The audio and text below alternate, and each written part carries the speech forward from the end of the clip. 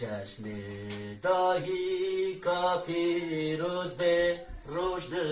مطب روناهی به جشن داهی کا پیروز به رشد مطب روناهی به قرین آزار و کاهت سر از مانا و بلاد به یاده از bu kurban yade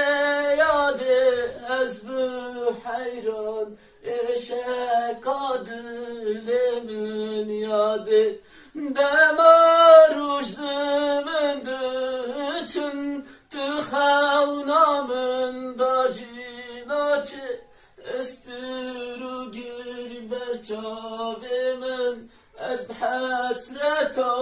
دیا خومه یاده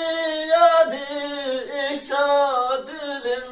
خون و خیال بر چاوم رشدم تبرناهی به خود تجمدر مخه قرین آزار و کادوه سر از من بلادوه کسی نخمایمه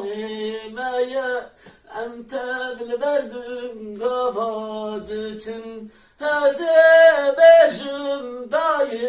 دای شیر خلمون حلال بکه جنگ و بال مسر